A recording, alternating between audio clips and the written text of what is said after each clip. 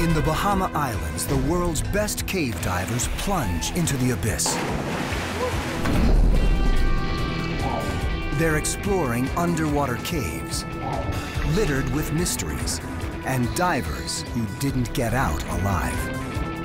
Per attempt, this is the most dangerous sport on Earth. They face cave-ins, blackouts, panic. They do it for the rush. They do it to be first. And they do it to find ancient bones. These caves are blue holes, liquid time capsules where the past stares right back at you. Now, extreme divers try to solve the mystery of a lost world.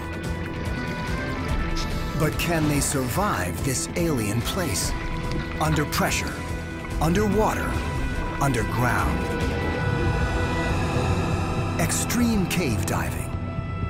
Right now on this Nova National Geographic special.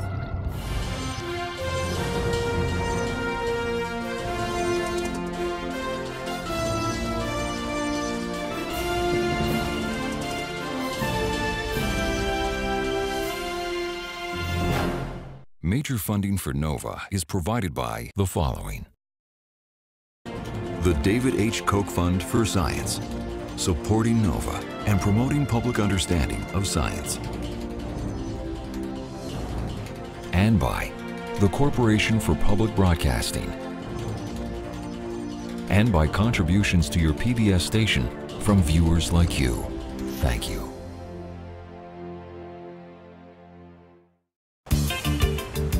In the Caribbean Sea, 60 miles off the coast of Florida, there is a paradise known as the Bahamas. This is a place full of attractions. They draw millions of tourists each year.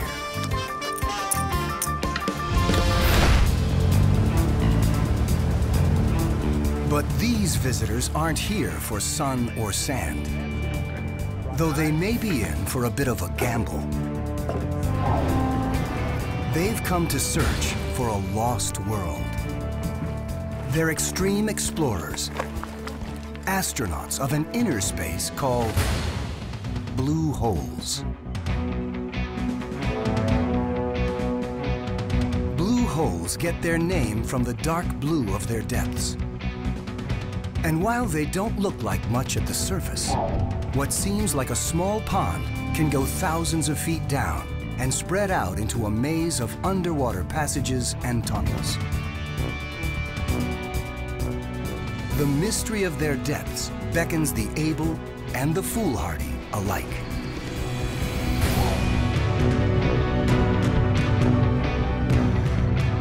On average, 20 divers die each year in caves like this.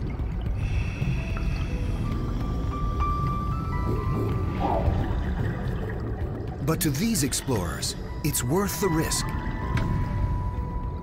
Because blue holes aren't just spectacular. Some preserve the past like a liquid time capsule. Diving them will take the explorers back thousands of years, where there are hints of an ancient, lost Bahamas.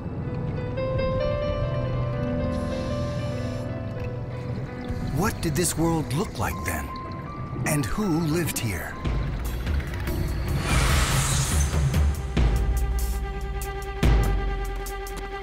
Now, an unprecedented expedition pairs expert cave divers with world-class scientists to find out. There's two options for getting in here right now. One is jump, and I think the second one is jump. National Geographic explorer Kenny Broad, an anthropologist, is the expedition leader. We're trying to get a window into what the past was like. The living past, the geologic past. And you can jump into a blue hole and make finds that change our picture of these islands. They'll do that by exploring 7 blue holes in just 3 weeks on the islands of Andros and Abaco. The team has come here because the Bahamas may have more blue holes than anywhere else in the world. the potential for discovery is high. The risks even higher. So Kenny has turned to Brian Kaycook to lead the dives. Brian is one of the world's most experienced cave divers. We just want to see what's around that corner. We don't want to stop. Cave divers live to change the map, and occasionally that can get us into trouble. Brian staggered back and below with the lens. Renowned photographer Wes Skiles heads up a film crew who will deliver images to document the scientific finds. I'm the eyes of the scientists and the explorers. I know that what I'm shooting is bringing this back to be shared in very important ways, and that's thrilling.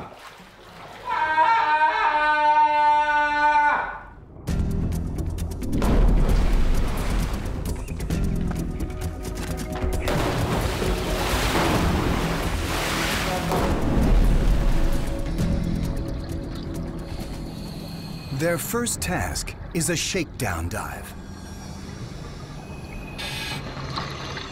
They'll test out the gear and get all the divers prepared for the treacherous labyrinths below.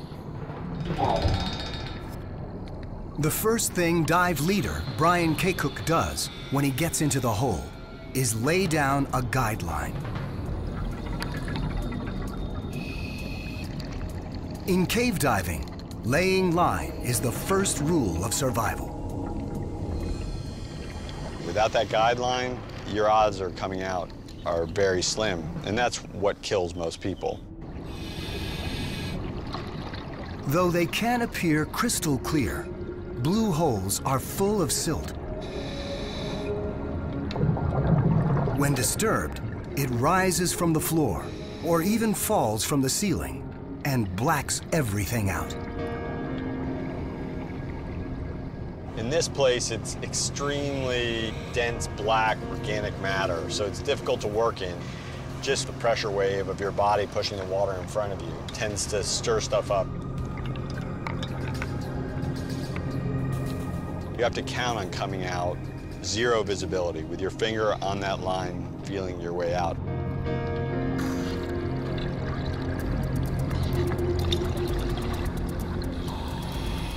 But even that lifeline can turn against you. Line, an inanimate object, a piece of nylon string. You put it underwater in a cave and it comes alive, and it's devious and evil. It's out to kill you. We have lots of stuff on us, and all of those things can become entrapped in the line or caught in the line if we get too close to it or not paying attention to it. If they do get tangled up, cave divers carry knives, usually more than one. They like backups, and they like their backups to have backups. Right, just to give you just a little sense of the redundancy. So you got knife, knife, another knife. It's actually a parachute cutter. So, my mom's favorite kitchen knife. Don't tell her.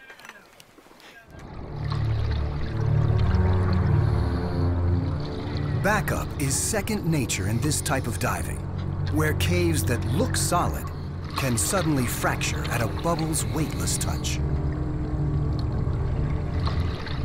Only minutes into the dive, it happens. Brian turns around to see chunks of ceiling fall on Kenny. Kenny loses the line. It was just raining down crumbly rock, and he almost disappeared. We're talking about avalanches. Because I couldn't read any of my gauges.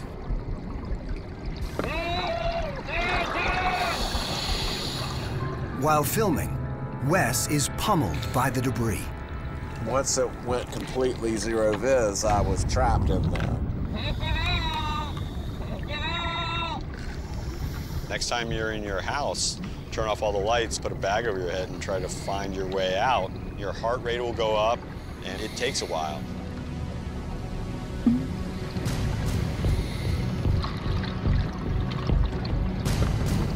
Brian is still on the line. Kenny grabs his leg and they escape, covered in debris.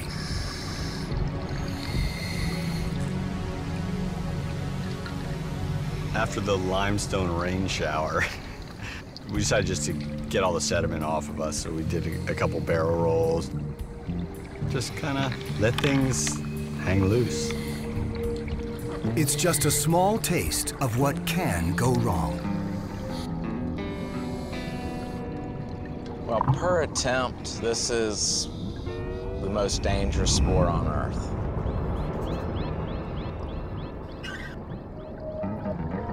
I see dead people that are diving with me. I look at people and go, that person is a potential fatality.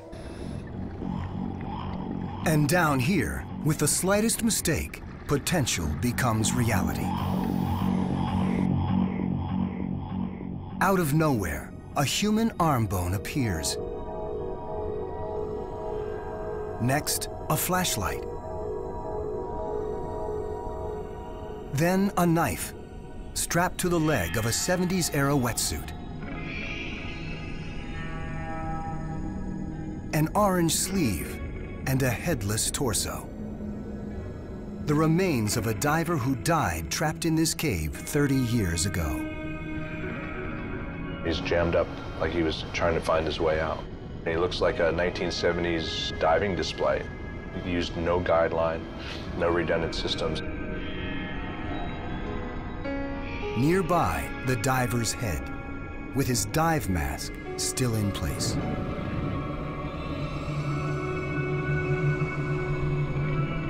The presence of the body was known, but it's never been identified. And it's so deep, no one's ever attempted a recovery. It's really knowing your limits, and that's what keeps you alive, and I think that's what's killed a lot of people in caves. You don't know what's in there. You know no one's been in a lot of these places, and that's kind of sucking you in. Our human nature is to push into places that we don't know about. And the blue holes of the Bahamas appeal to that curiosity with their hundreds of miles of unexplored passages. The blue holes formed as long as 300,000 years ago, in the middle of the Ice Age, when ice caps expanded and sea levels dropped. Then, sea level was over 400 feet lower, and the Bahamas sat high and dry. Over time, rain carved holes in the limestone base of the Bahama Islands, creating caves. When sea levels rose again, the caves filled up. Ocean water settled at the bottom. Fresh water accumulated at the top. Eventually, the deep layer became completely devoid of oxygen. And that's what makes blue holes time capsules. Without oxygen, bones and other hints of the past are preserved. It's one of the main draws for cave explorers. After over an hour, a cave-in, and an encounter with a corpse, the shakedown dive ends amid intense relief. Yeah, that was really fun. Good God, what a hell. That was one of the most tense 78 minutes that I've spent in a long time. As cave divers often say, a successful dive is one you return from. And you think you're home free, and all of a sudden the cave starts raining on you. Yeah. We're laughing because we're here to laugh about it. Let's Go Cry by the band.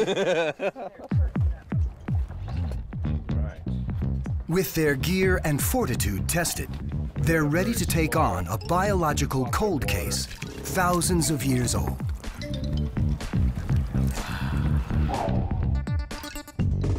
Though the Bahamas are just 60 miles from the coast of Florida, they have only a tiny fraction of Florida's wildlife.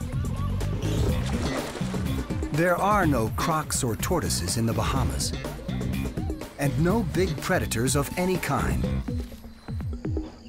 But it wasn't always this way. David Stedman wants to know why. He's one of the world's top experts on island ecology. He suspects that the Bahamas was once a thriving Eden, and he's here to find proof. We've underestimated the biological potential of islands. Islands used to be teeming with species. The trouble is they're more vulnerable on islands.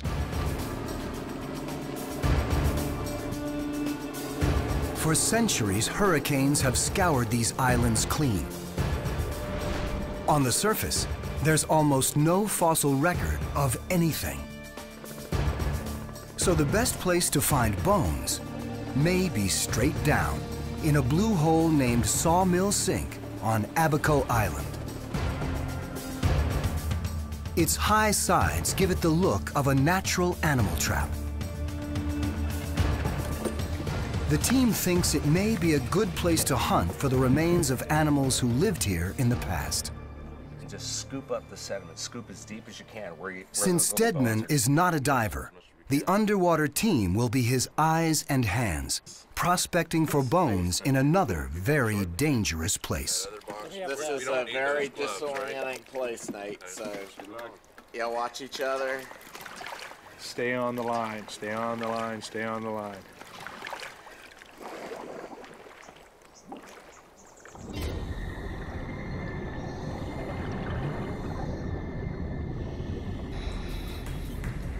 Before they reach the bottom, where fossils would be, they face one more perilous obstacle: a thick layer of poison hydrogen sulfide. The naturally orange-tinted solution is actually the excrement of billions of tiny bacteria. They eat organic material, then excrete hydrogen sulfide. And another deadly barrier to blue hole exploration forms.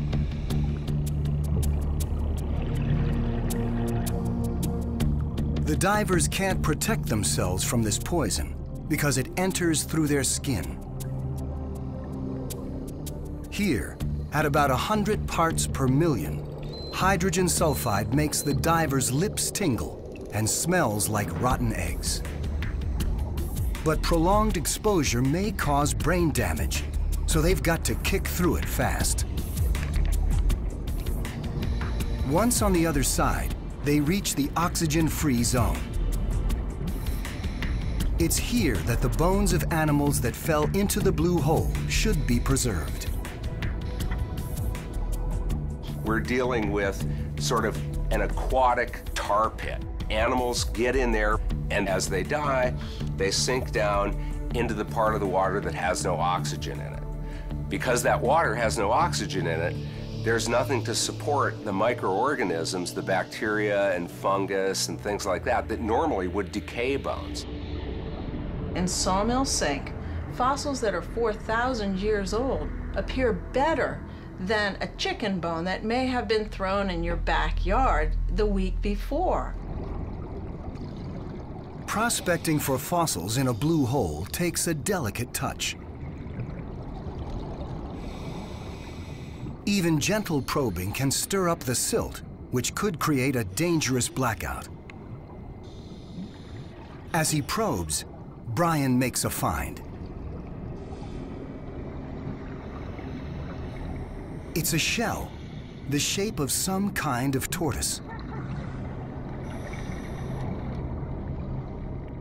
The oxygen-free layer doesn't preserve skin or muscle, but it does maintain shell and bone in almost pristine condition.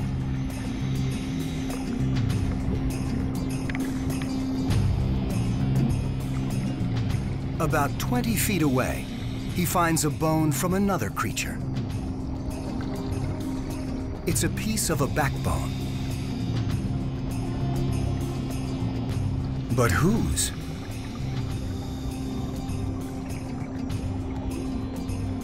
And then, up from the muck, comes the answer.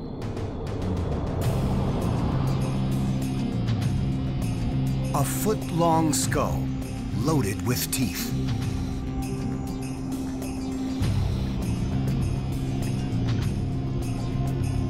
It's an ancient crocodile so perfect, it looks like it's been kept in a museum. Large animals like these don't exist on the Bahamas today. These finds are evidence that there may have been a lost world here. With these prizes in hand, the team follows the line deeper into the cave. In this part of Sawmill Sink, the cave opens up. Thousands of years ago, when sea levels were lower, this soaring hull was dry and would have made a perfect home for birds.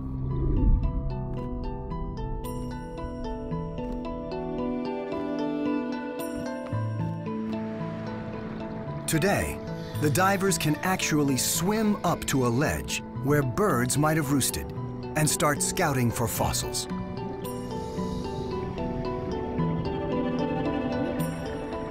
On the ledge, they find a bowl-shaped roost.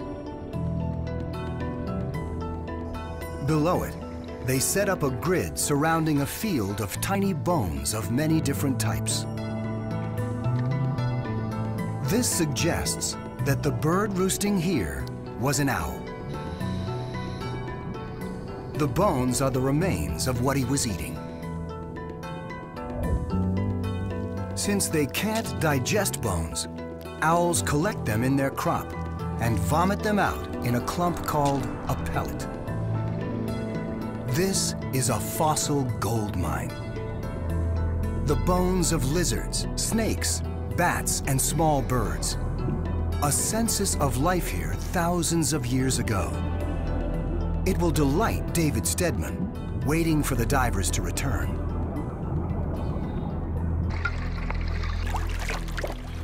Got it. Wait.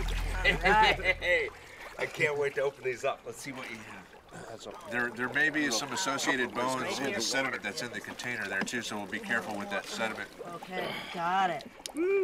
Oh, wow. Look at that tortoise. Look at that. It's complete. Complete tortoise. This is cool. Stedman has a hunch there's a link between the tortoise and the crocodile. There's no way, once a tortoise would fall in here, that it's ever going to get out. There's no exit. And you can imagine a crocodile go in to eat the tortoise, and after it ate the tortoise, the crocodile couldn't crawl out of this sinkhole either. This is so neat. No one has ever seen this animal before. We're the first ones that actually get to touch it and feel it and study it and know that there was something special going on here. Can you imagine what this place once was? Having crocodiles running around here? When Stedman examines the tortoise shell, he makes an astonishing find. Bite marks from a crocodile prove his hunch was right. It's probably a young adult. This is the sort of thing that makes the fossils from these blue holes so spectacular. To have this kind of evidence, not just of what this animal looked like, not just of what the crocodile looked like, but evidence of who is eating who. Then he turns to the finds from near the owl roost. This is sort of the sediment sample of my dreams. Never has owl vomit looked so good. All of a sudden, we have a number of complete skeletons to study. We're finding species that nobody knew existed before. With each bone he identifies, the picture of an ancient, wild Bahamas is starting to emerge. The three largest bones are the three major leg bones of a flightless rail, an undescribed species of flightless rail, unknown to science. This new species joins the croc and tortoise as the list of animals found in Sawmill Sink grows. A lizard, a meadowlark, and a burrowing owl, a Bahamian boa constrictor, and a raptor called a caracara. From just a single bag of sediment, Stedman identifies 35 species previously unknown here. 3 are entirely new to science. It's clear that centuries ago, the barren islands of the Bahamas weren't so barren. So what happened? The bones I've picked out so far, every one of them represents a species of bird that isn't on the island anymore. Based on just this tiny sample, it looks like we're on our way to documenting a pretty drastic change. About 1,000 years ago, most of these animals mysteriously disappeared. A fossil trail extending back roughly 12,000 years suddenly goes cold. What killed these animals off?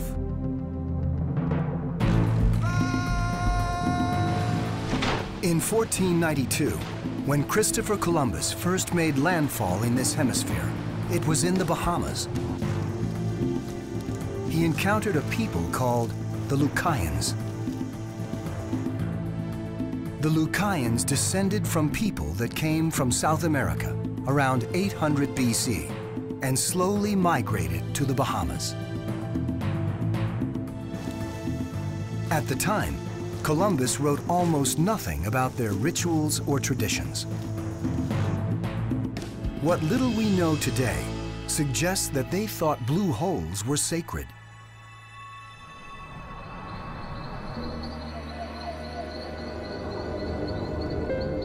They believed caves were the birthplace of humankind, and that when someone died, they should be put back inside.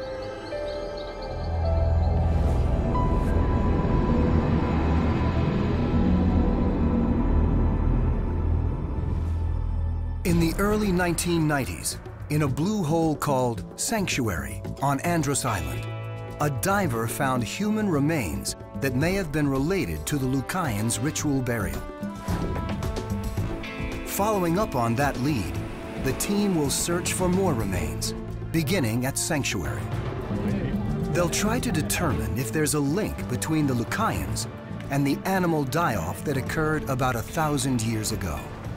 Our goal is to go down there, look for those identifying signs that there are bones, skulls, hopefully, recover that and document it all. Sanctuary is protected by a series of natural barriers. For starters, it's 110 degrees with humidity to match. If you're looking for liquid weight loss, it's a great site. If you're looking to stay hydrated, it's not the best site. Underfoot, a type of jagged, dead coral called needle rock. And throughout the scrub, a toxic plant named poisonwood, which they've marked with red tape. Poisonwood is like poison ivy on steroids.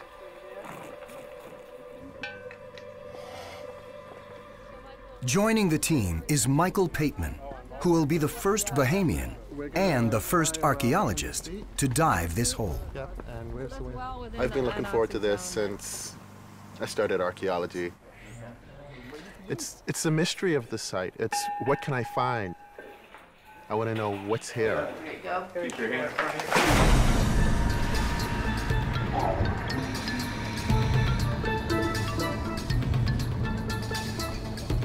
Once on the line, the team begins their descent to the point in the cave where 20 years ago, a diver found human remains. They'll search in an area that's deep, 260 feet. It's risky to go that far down because the effects of pressure can kill a diver.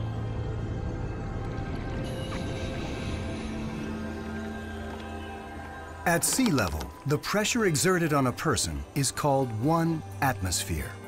That's the weight of the column of air above each individual, extending up to space.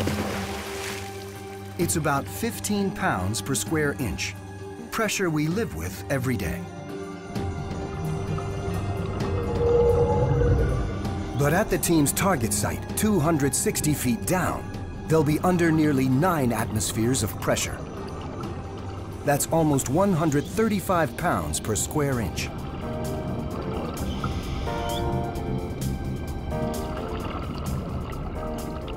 Under pressure, the gases in air, mostly oxygen and nitrogen, enter the diver's bloodstream faster.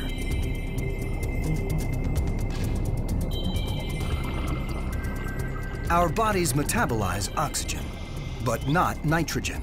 So as they descend, nitrogen bubbles build up in the diver's bloodstream. Go too deep, and that nitrogen buildup can cause narcosis. That's like being drunk underwater. And nitrogen kills another way. If the divers rise too quickly, the nitrogen bubbles in their blood will expand, blocking blood vessels, starving cells of oxygen. That can cause a fatal sickness known as the bends. If we come up too fast and the bubbles are of a larger size, then they start to tear apart tissues, nerve endings, things like that. For now, the team is still on their way down to the bone discovery site. At about 40 feet, they pass through a blurry layer called the halocline. This is where fresh water above meets salt water below. As salt and fresh water meet, a chemical reaction occurs, corrosive enough to eat away at the cave wall. The halocline usually forms just below sea level, so over time, as sea levels rose, the halocline carved out the numerous side passages from the main cave.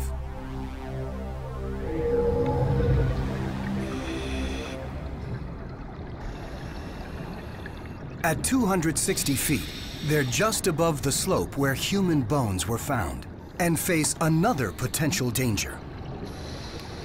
The surrounding rocks indicate there's been a massive cave-in.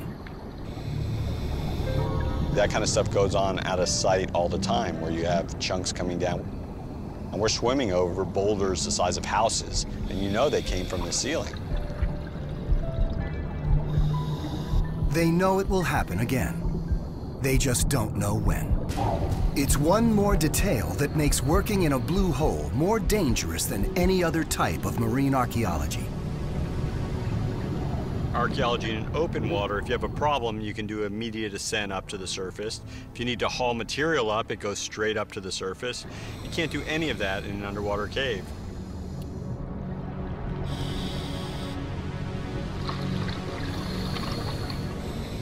In spite of the challenges, it pays off. With first, a human jawbone.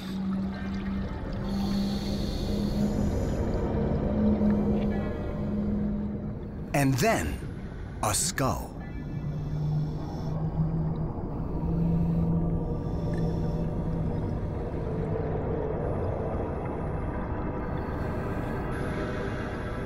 For Bahamian archaeologist Michael Pateman, the find leaves its mark.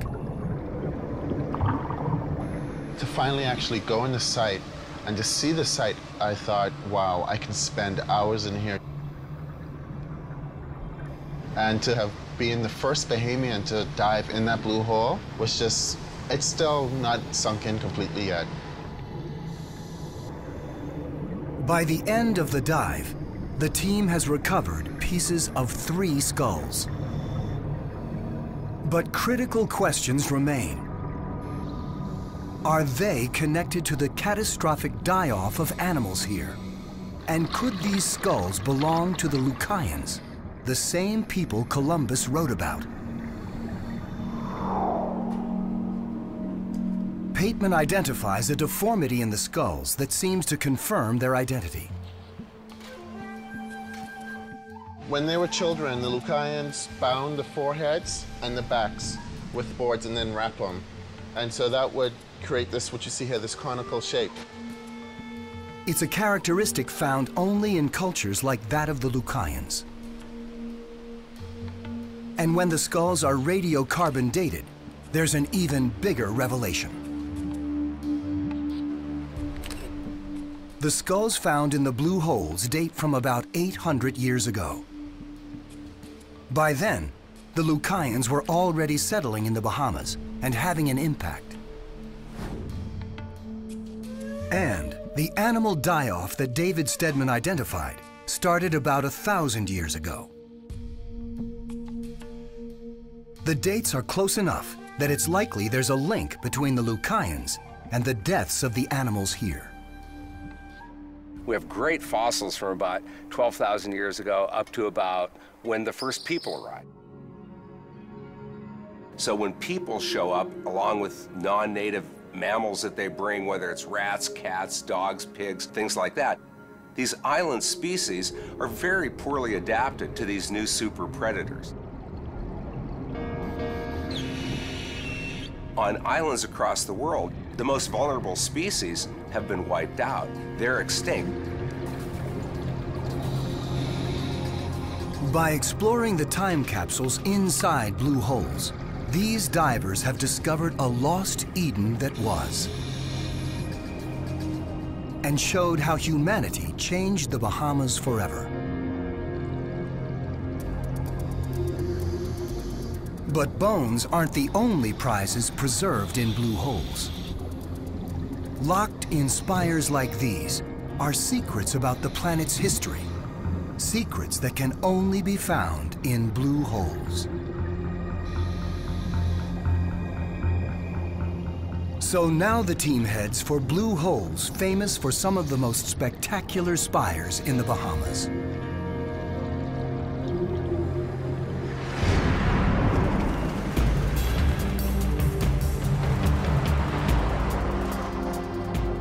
They'll dive for them in a pair of blue holes on Abaco Island. To find and collect the right type of spire, known as a stalagmite, dive leader Brian Kaycook and anthropologist Kenny Broad will face their most technically demanding dive. How deep are we right here, man? Well, right now we're at the surface. You're actually above the surface. But this hole goes 320 feet.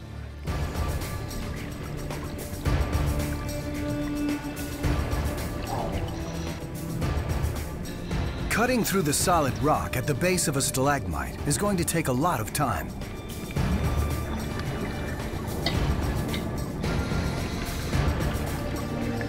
The maximum they can stay down with 2 tanks of regular air is less than 2 hours.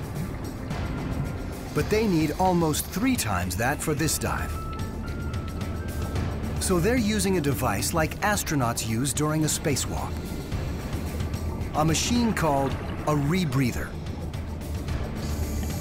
Rebreathers are computer-controlled devices that let you breathe your own air over and over again.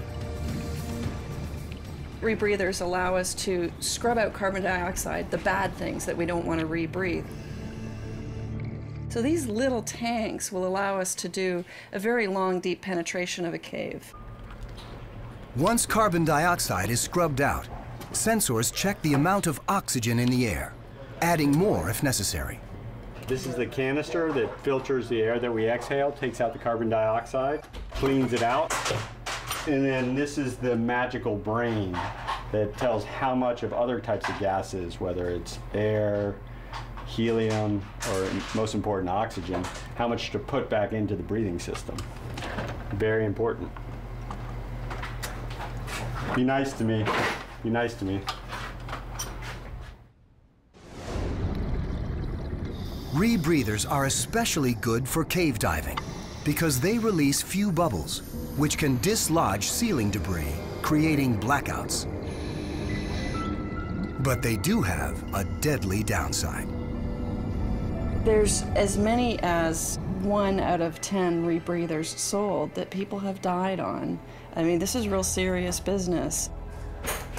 It's a very complex piece of equipment. It needs to be prepared properly. You've got to be on your toes, and you need to be monitoring it constantly. Before the divers use a rebreather, they'll go through a checklist more than 40 items long. Every time I prepare my rebreather, I think about the friends that I've lost and buried over the years, and that gives me extra pause and extra care in my preparations. There's not the same warning signals that things are going wrong. With a rebreather, you don't get the sign. You're breathing fine, but you're not sure exactly what gas is in your mixture. The oxygen content of that mixture might not actually be enough to sustain consciousness, so you never feel it coming. It's just lights out.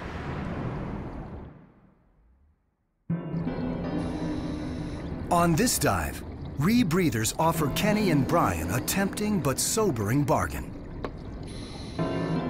Nearly unlimited time to work in the deep at a significant risk of dying on the job.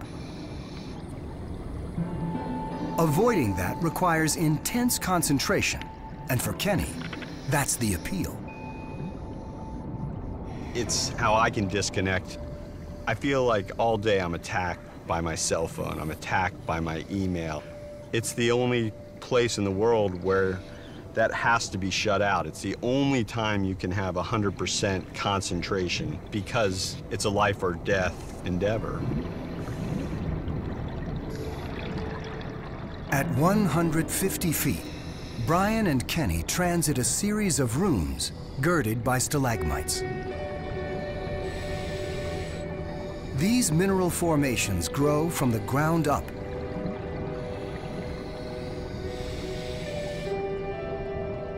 Some in this cave took more than 200,000 years to form.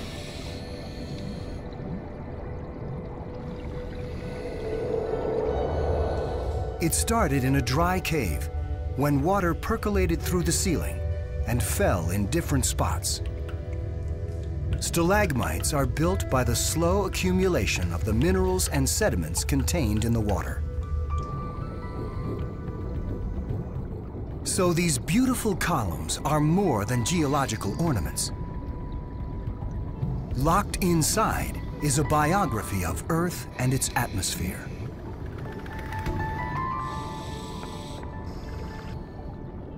The stalagmites Brian and Kenny are harvesting may help answer critical questions about the history of Earth's climate.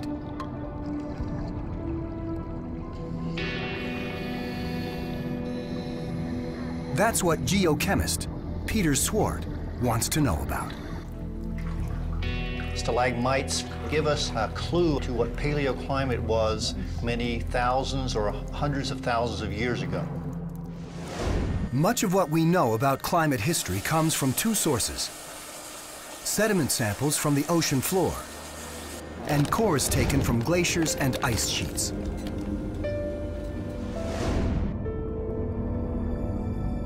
But stalagmites from these caves have one major advantage in recording climate history: their location.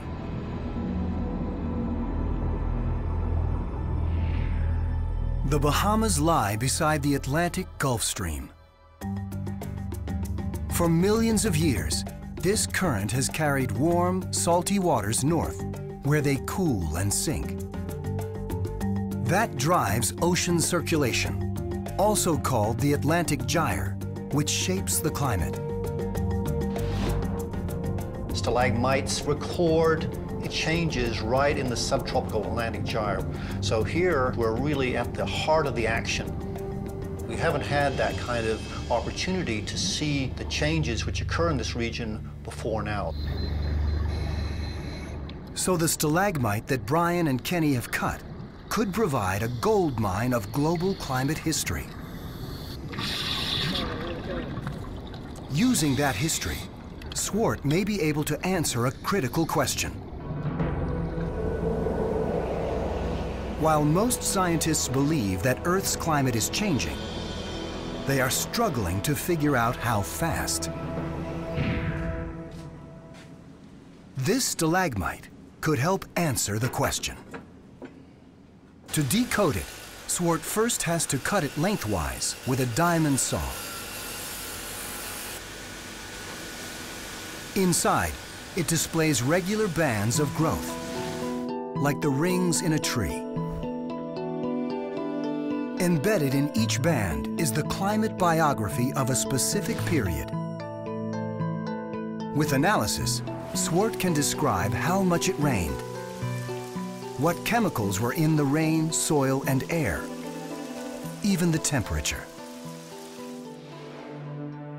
Examination of the stalagmite shows evidence of more than 5 major climate changes over the last 80,000 years. This corroborates findings in samples taken from ice cores. But then he notices 2 curious details. First, the way the bands formed suggests that at least one of these climate episodes came on very abruptly.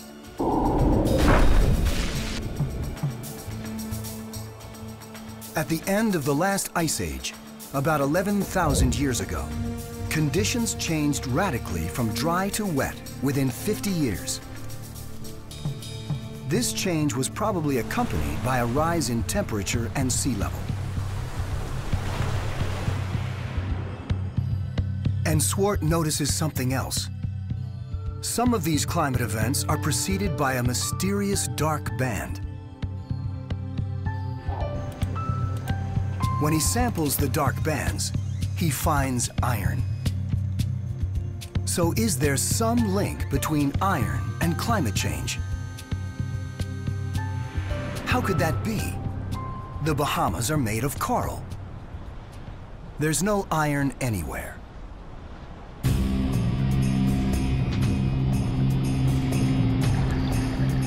In the blue hole where they cut the stalagmite, Brian and Kenny notice something that might help solve the mystery.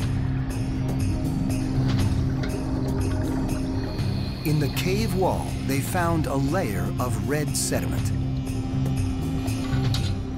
The color is the key here. The red in the dust means it's loaded with iron. And that means that thousands of years ago, a thick layer of iron-rich red dust covered the island's surface. Repeated rains washed it through the rock, leaving a bright red band. So, how did the red dust get here? One theory suggests it came from the Sahara Desert, some 4,000 miles away. During times of extreme drought, towering dust storms gather in the Sahara, pushing dust high into the atmosphere, where it's carried across the Atlantic.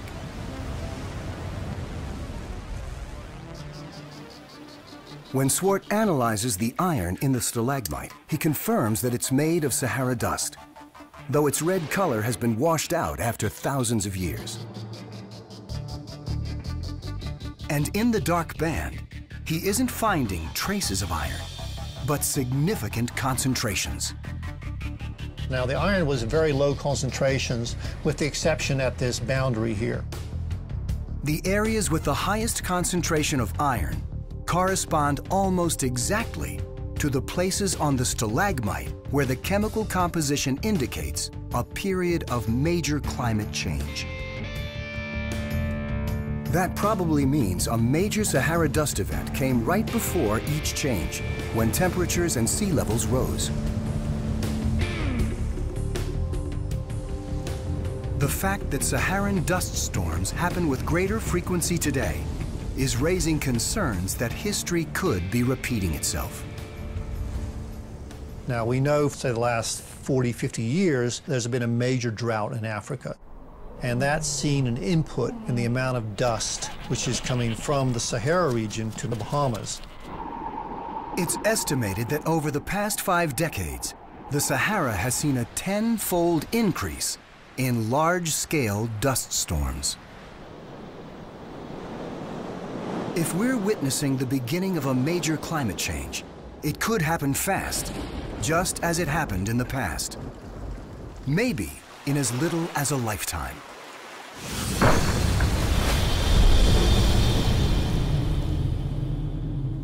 We don't worry too much about climate change because it's something that's going to happen after I'm dead. But in actual fact, in some of the records that we've been looking at, we see tremendous changes in a matter of decades. And so when climate changes that fast, obviously it would have tremendous implications for the present-day society. Swart's findings are preliminary, but they do suggest that climate change in the past happened faster than anyone imagined. If such change occurred today, immediate concern would be for the millions of people in areas most affected by sea level rise, island nations, and coastal regions throughout the world.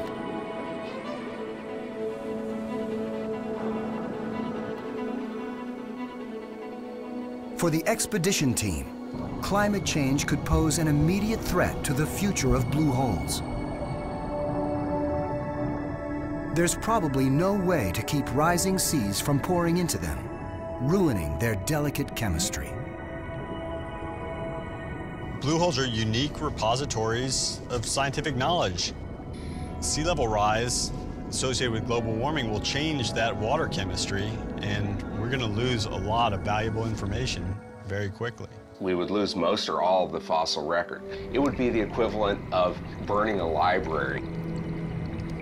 Eventually the sea will rise. Once that happens, all of these artifacts will start to deteriorate. So we really feel like we need to get as much information out of these places as we can right now. Losing blue holes is hard to contemplate for the explorers who have touched the depths of this lethal and alluring lost world. You know, I'm not sure I would know how to go on in life if I wasn't able to go to my church underwater. We go down in these places and we're cleansed. When we come up from a dive, the pressure, the challenges, the difficulties, the conflicts, they're gone. We come up from a dive and it is like you're reborn.